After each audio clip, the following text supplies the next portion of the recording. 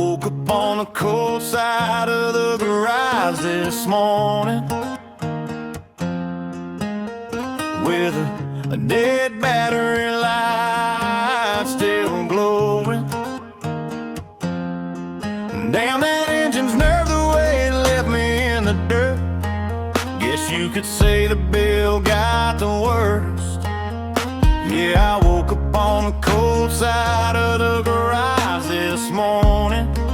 Yeah, I said just one more run and I'll call it a night. But the booze kicked in and I stayed past sunrise. 2 a.m. wrenching on. Starting off this video, Rosendo and I, NikkiPursuit, headed to the Armed Forces Day car show on May 16th, 2026 at Rock N Roll Burger in Simi Valley, hosted by Lucky Tree Car Shows. The lot was packed with everything from classics and muscle cars to custom builds, all coming together for a day of live music, food, vendors, and community support tied to Armed Forces Day. So with cameras rolling, we started making our way through the rows of cars to see what stood out at this year's event.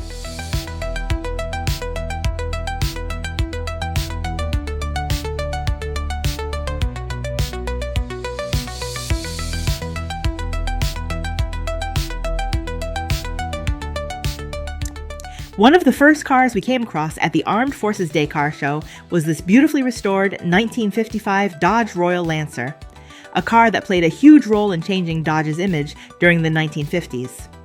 Designed under legendary stylist Virgil Exner, the Royal Lancer helped introduce Chrysler's new forward-look design language, moving away from the bulky post-war styling of the early 50s and into a sleeker, more futuristic era filled with wraparound windshields, chrome trim, and dramatic tail fins. The redesign came at a critical time for Chrysler Corporation, which had been struggling financially just a few years earlier.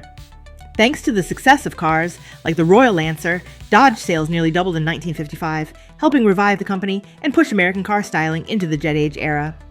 Under the hood, these cars could be equipped with Dodge's powerful Super Red Ram Hemi V8, while details like the tricolor paint schemes, pillarless hardtop body, and chrome tandem-style taillights made the Royal Lancer one of the standout cruisers of its time.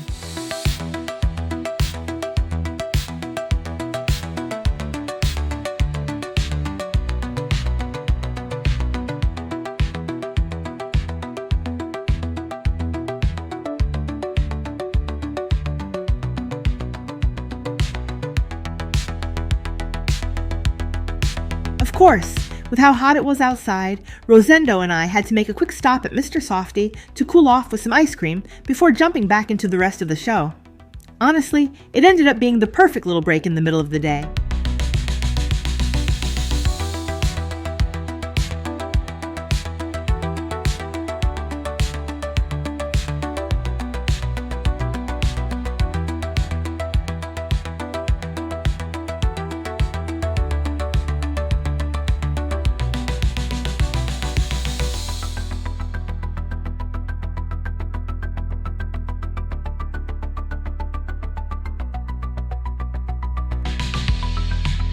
Another standout from the Armed Forces Day car show was this first-generation Chevrolet C10 pickup, part of Chevy's revolutionary C/K truck lineup, produced from 1960 through 1966. These trucks marked a major turning point for American pickups, shifting away from purely work-focused machines and toward vehicles that offered smoother handling, improved comfort, and modern styling. Chevrolet introduced an entirely new chassis for the C10.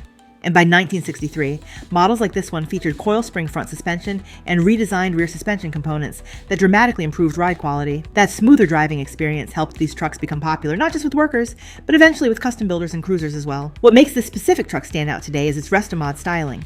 The lowered stance, oversized custom wheels, and clean two-tone paint show how the C10 platform has evolved into one of the biggest icons in modern truck culture. Many builds like this are equipped with upgraded drivetrains, air suspension systems, and modern performance parts, while still preserving the classic body lines that made these trucks famous in the first place.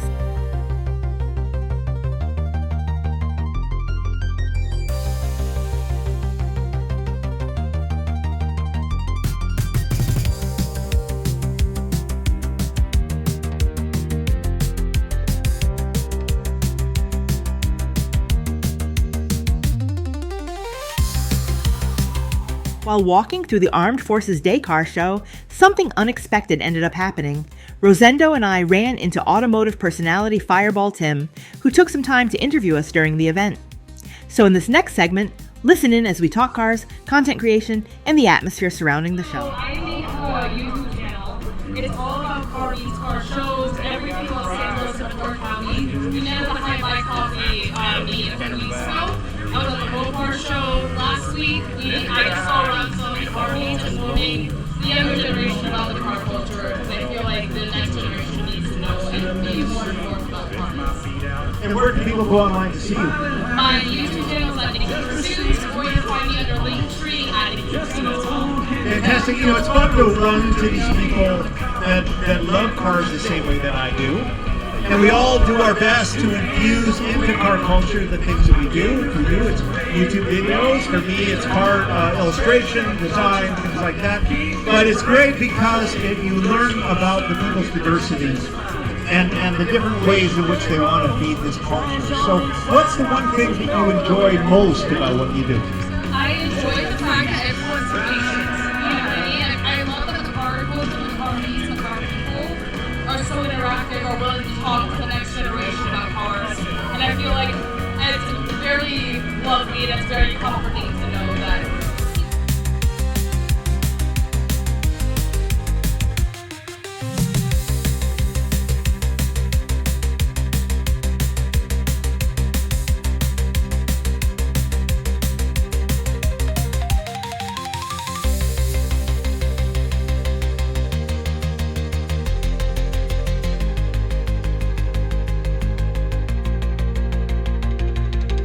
After spending time at the Armed Forces Day car show, I jumped back in the car and started making my way toward the next event of the day.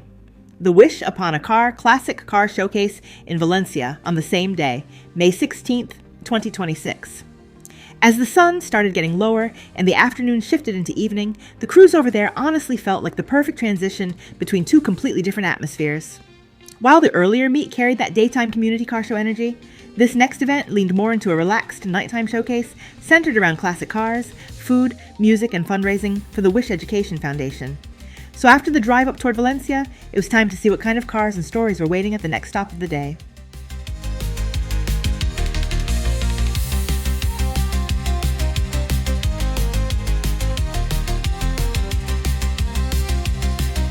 One of the most incredible customs at the show had to be this 1950 Mercury 8 Coupe, better known throughout car culture as a classic lead sled. Cars like this became the face of post-war American custom culture during the late 1940s and 1950s, especially across Southern California, where young builders transformed ordinary production cars into handcrafted rolling works of art. When Mercury redesigned the 8 in 1949, the car immediately stood out because of its smooth, rounded body lines and integrated fenders. Unlike the boxier pre-war cars before it, the Mercury already looked futuristic for its time, which made it the perfect canvas for customizers looking to push styling even further. Builders began lowering the suspension, shaving off trim and door handles, smoothing body panels, and reshaping entire sections of the car by hand. The term lead sled actually came from the techniques used to build these customs. Before modern body filler existed, craftsmen used real molten lead to fill seams and sculpt bodywork smooth. Combined with the heavily lowered stance, the cars look like they were gliding down the highway like a sled. One of the most iconic modifications you can see here is the chopped roofline. Builders would physically cut the roof down several inches to give the Mercury that long, low, aggressive silhouette that became legendary within custom culture. This one also carries the famous DeSoto grille conversion up front, a modification that became almost synonymous with custom Mercurys during the 1950s. Cars like this became symbols of rebellion, cruising culture, and West Coast artistry, especially after famous builders like Sam and George Barris helped popularize the style. By the mid-1950s, customized Mercurys were appearing everywhere from hot rod magazines to Hollywood films like Rebel Without a Cause, helping cement the lead sled as one of the most iconic custom car styles in automotive history.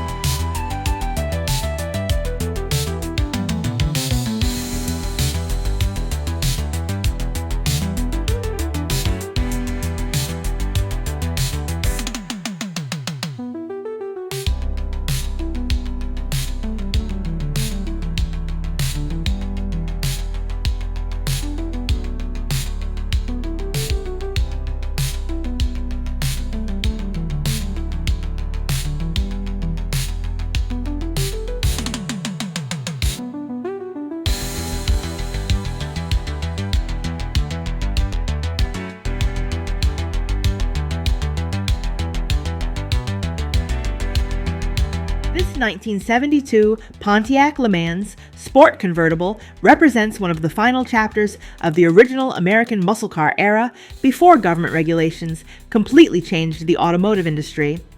By the early 1970s, rising insurance costs, stricter emissions standards, and new safety requirements were beginning to choke the horsepower wars that had dominated the previous decade.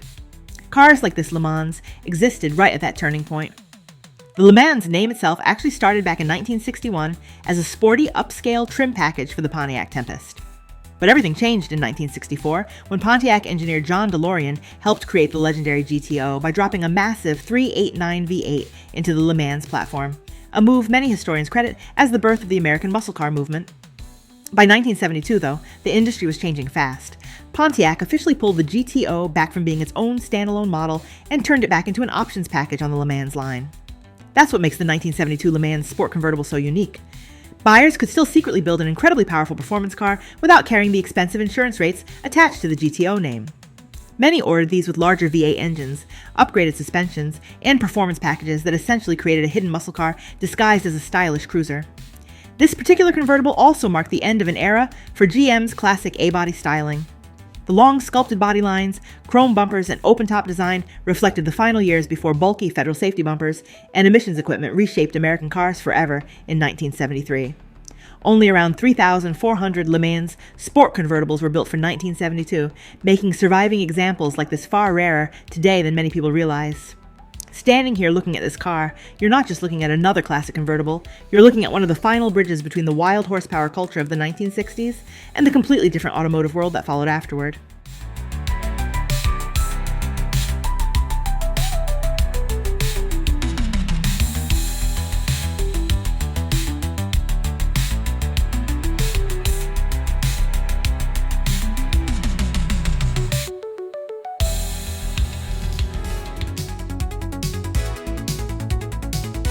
This 1970 AMC Rebel machine is one of the rarest and boldest muscle cars to come out of the golden era of American performance. Built by American Motors Corporation, better known as AMC, the Rebel machine was created as the company's direct answer to heavyweight muscle cars like the Pontiac GTO, Chevrolet Chevelle SS, and Ford Mustang Boss models. At the time, AMC was considered the underdog compared to Detroit's Big Three. But in 1970, they decided to prove they could build a serious performance machine capable of standing beside the biggest names in muscle car history. Working alongside Hearst Performance, AMC transformed the standard Rebel into what became known simply as the Machine. Under the hood sat a massive 390 cubic inch V8, producing around 340 horsepower and over 430 pound-feet of torque, making it the most powerful production car AMC had ever built up to that point. Performance-wise, these cars were no joke either. The Rebel machine could launch from 0 to 60 in the mid 6-second range while running quarter-mile times competitive with many larger manufacturers of the era. What made the Rebel machine instantly recognizable, though, was its appearance. Early production models featured AMC's famous patriotic red, white, and blue reflective stripe package, giving the car one of the most unforgettable factory paint schemes of the muscle car era. Combined with the functional ram air hood scoop, hood-mounted tachometer, aggressive stance, and machine wheels, the car looked every bit as wild as its name suggested. AMC marketed the Rebel machine aggressively as a street and strip performance car. In one famous promotional stunt, AMC drove 10 factory-stock Rebel machines from Wisconsin all the way to the NHRA World Championship Drag Finals in Texas, then raced them immediately after arriving to prove their durability and performance. Unfortunately, the Rebel machine only lasted for a single model year. Rising insurance costs, tightening emissions laws, and changing fuel economy concerns quickly began killing off the original muscle car era by the early 1970s. In total, only around 2,300 Rebel machines were ever built, making surviving examples incredibly rare today. Seeing one in person like this is a reminder that some of the coolest muscle cars didn't always come from Ford, Chevy, or Dodge. Sometimes, the underdog companies built some of the wildest machines of them all.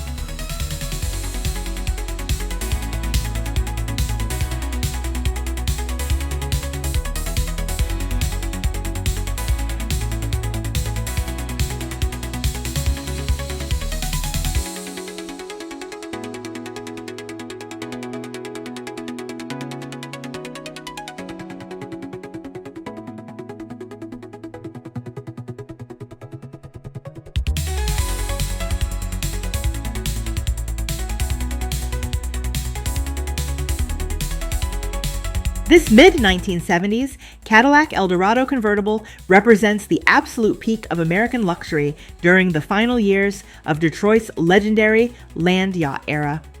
At a time when bigger meant better, Cadillac built cars like this to dominate the road with pure presence, massive body lines, endless chrome, soft suspension, and enough power to make every drive feel effortless. This particular Eldorado, finished in rich Chesterfield brown metallic paint, carries all the signature styling cues that defined 1970s American luxury. From the massive egg crate grille and rectangular quad headlights to the towering chrome bumper guards and wide white wall tires, everything about the car was designed to feel bold and upscale. Under the hood sat Cadillac's gigantic 500 cubic inch V8, one of the largest production passenger car engines ever built, delivering smooth torque through a front-wheel drive layout that helped make the Eldorado stand apart from other luxury cars of the era. But the history of this car goes far beyond just luxury styling. The 1976 Eldorado convertible became one of the most talked about cars in American automotive history because General Motors announced it would supposedly be the last American convertible ever built. At the time, automakers feared upcoming federal rollover safety regulations would completely outlaw convertibles. Since Ford and Chrysler had already discontinued their open-top models, Cadillac stood alone as the final American luxury drop-top. That announcement created a nationwide frenzy. Buyers flooded dealerships believing these cars would instantly become priceless investments. Some customers purchased them and immediately stored them away with barely any miles on the odometer. Demand became so overwhelming that Cadillac produced around 14,000 convertibles for the 1976 model year alone, accounting for nearly a third of all Eldorados built that year. The final 200 examples even became special bicentennial editions, celebrating America's 200th anniversary with patriotic red, white, and blue accents. But in one of the biggest twists in automotive history, the feared rollover laws never actually happened. Convertibles slowly returned during the 1980s, and Cadillac eventually brought the Eldorado convertible back as well. Some original buyers were furious, even filing lawsuits against General Motors because they believed they had purchased the final convertible forever. Still, none of that changes the legacy of the 1976 Eldorado. Cars like this represent the very end of an era before downsizing, fuel economy standards, and emissions regulations completely reshaped Detroit.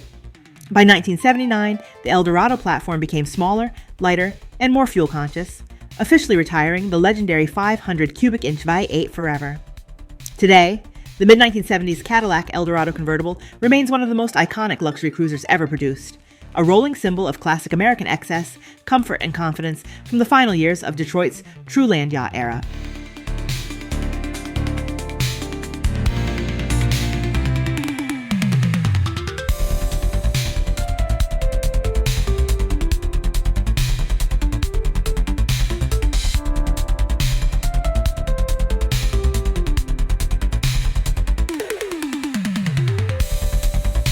This beautiful 1967 Mercedes-Benz 230 SL belongs to one of the most iconic sports car generations ever produced by Mercedes-Benz. The legendary W113 series, better known around the world as the Pagoda. Built between 1963 and 1971, the W113 was designed to replace two completely different vehicles at once, the race-inspired 300 SL Gullwing and the smaller, more casual 190 SL Roadster. Mercedes wanted a car that blended luxury, performance, safety, and everyday drivability into one elegant grand touring machine. Introduced at the 1963 Geneva Motor Show, the 230 SL immediately stood apart from other sports cars of the era. Styled by legendary French designer Paul Broc, the car featured clean, understated body lines instead of aggressive fins or oversized chrome. Its most recognizable feature became the optional removable hardtop, designed with a slightly concave center section engineered by Mercedes safety pioneer Bella Baregni. Enthusiasts quickly noticed the roof resembled the curved rooftops of traditional East Asian pagoda temples, giving the W113 its famous nickname, the Pagoda. But this car wasn't just beautiful, it was revolutionary. The W113 became the world's first sports car engineered with a rigid passenger safety cell and defined front and rear crumple zones, helping transform sports car design from dangerous race-inspired platforms into vehicles focused on real-world safety. Mercedes also included innovations like a collapsible steering column, padded interior surfaces, and improved structural reinforcement years ahead of many competitors. Under the hood, the 230 SL featured a 2.3-liter inline-six engine equipped with Bosch mechanical fuel injection, producing around 148 horsepower. While that number may sound modest today, the combination of lightweight engineering, refined suspension tuning, and German precision allowed the car to reach speeds of roughly 124 miles per hour while still delivering a smooth, luxurious ride. Buyers could choose between a 4-speed manual or an automatic transmission, with many American customers preferring the automatic for relaxed, open-top cruising. This particular 1967 example is especially significant because it represents one of the very last 230 SL models produced before Mercedes upgraded the line to the 250 SL and eventually the famous 280 SL. In total, Mercedes-Benz built just under 20,000 examples of the 230 SL, making surviving cars like this highly collectible today. Even decades later, the Pagoda remains one of the most respected classic European Grand Touring cars ever made. It perfectly balanced elegance, engineering, comfort, and performance in a way very few vehicles of the 1960s could achieve. Whether parked at a concours show or cruising with the top down on a warm California afternoon, the Mercedes-Benz 230 SL still carries the same timeless sophistication that made it an icon more than half a century ago.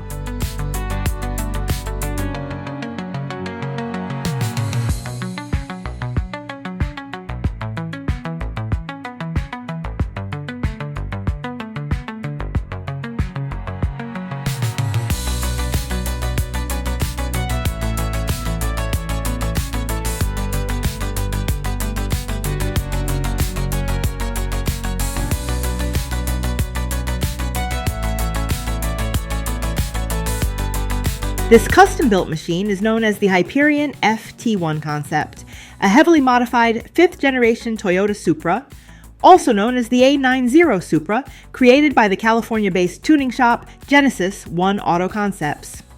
While the modern Supra already carries aggressive styling straight from the factory, builds like this push the platform into full futuristic supercar territory, blending modern tuner culture with race-inspired design. The roots of this car actually trace back to Toyota's original FT1 concept car, first revealed in 2014. The FT1 was designed as a dramatic return to Toyota's sports car heritage, inspired by legendary performance icons like the Toyota 2000 GT and the MK4 Supra, made famous throughout the 1990s. Enthusiasts immediately fell in love with the concept's exaggerated curves, long hood, massive rear proportions, and track-focused appearance.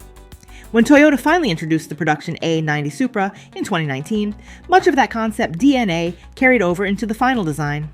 This Hyperion FT1 build takes that idea even further.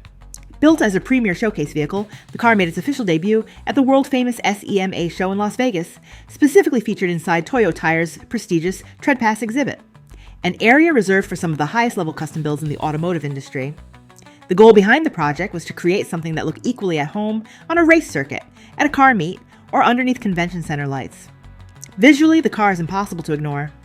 Finished in an aggressive metallic purple paint scheme, the Hyperion features an ultra-wide custom body kit, exposed carbon fiber aero components, massive rear diffuser elements, and an oversized swan neck mounted rear wing inspired by GT race cars. Every angle of the car was designed to look sharp, dramatic, and aerodynamic. But underneath all the styling is serious performance hardware. The A90 Supra platform already came equipped with BMW-sourced turbocharged inline-6 power, giving tuners a strong foundation for modification. Builds like this often feature upgraded cooling systems, custom suspension setups, performance tuning, and enhanced airflow management to support higher horsepower and aggressive driving conditions. The CSF and HPS badging seen throughout the car references premium cooling and performance components designed to keep temperatures stable under heavy load. Today, the Hyperion FT1 serves as a rolling showcase for Genesis One Auto Concepts, regularly appearing across Southern California at major car meets, charity events, and tuner showcases. In many ways, it represents the modern evolution of custom car culture, where the craftsmanship of traditional hot rods and show cars now merges with carbon fiber aerodynamics, modern electronics, and next-generation performance engineering. Cars like this show just how far automotive customization has evolved. From classic chrome cruisers of the past to futuristic tuner builds like the Hyperion FT1, every generation leaves behind its own version of automotive art.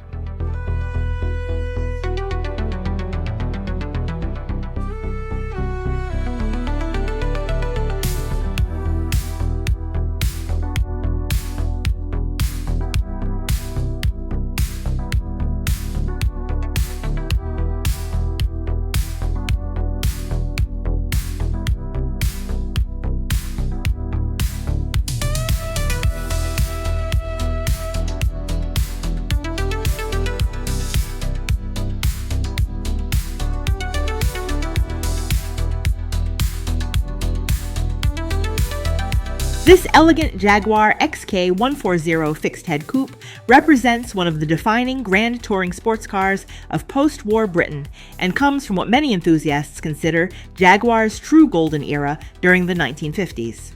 Produced between 1954 and 1957, the XK140 succeeded the legendary XK120 and helped continue Jaguar's growing reputation for combining luxury, speed, and race-proven engineering into one beautifully sculpted package. At the heart of the XK140 sat Jaguar's famous 3.4-liter dual overhead cam inline-6 engine, an advanced power plant for its time that had already proven itself on racetracks around the world. In standard form, the engine produced around 190 horsepower, allowing the car to exceed 120 miles per hour, which was incredibly impressive during the mid-1950s. Many examples, including show-quality cars like this one, were ordered as special equipment models, featuring upgraded C-type cylinder heads inspired directly by Jaguar's Le Mans winning race cars, boosting power closer to 210 horsepower.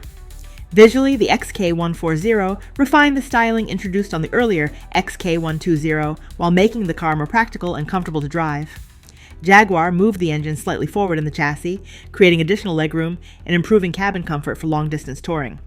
The XK140 also introduced larger chrome bumpers with overriders, improved turn signals, and a revised grille featuring thicker vertical slats that helped distinguish it from its predecessor.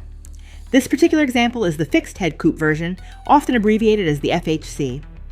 Unlike the open-top Roadster, the coupe featured a beautifully curved roofline with flowing European-inspired proportions that gave the car a far more refined grand touring appearance. Combined with the wire wheels, white wall tires, sweeping fenders, and signature British racing elegance, the XK140 became one of the most sophisticated sports cars of its era. The XK140 also arrived during a period when Jaguar was dominating international motorsports. Throughout the 1950s, Jaguar captured multiple victories at the 24 Hours of Le Mans with its C-Type and D-Type race cars, helping establish the company as one of the world's premier performance manufacturers. Many of the technologies and engineering lessons learned from racing directly influenced the development of cars like the XK140. By 1956, Jaguar even offered the XK140 with an optional automatic transmission, making it one of the earliest sports cars to blend luxury cruising with high-speed performance in such a refined way. It was a car equally capable of crossing Europe at triple-digit speeds or sitting elegantly outside a luxury hotel. Today, the Jaguar XK140 remains one of the most collectible and respected British sports cars ever produced. It represents a unique moment in automotive history when handcrafted luxury, motorsport pedigree, and timeless design all came together in one unforgettable machine.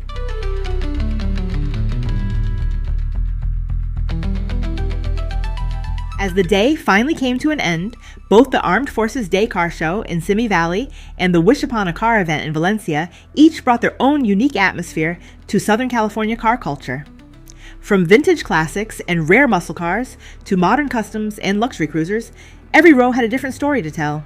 Rosendo and I spent the day taking in the history, the people, and the passion behind every build before I made the drive out to Valencia to continue the experience into the evening.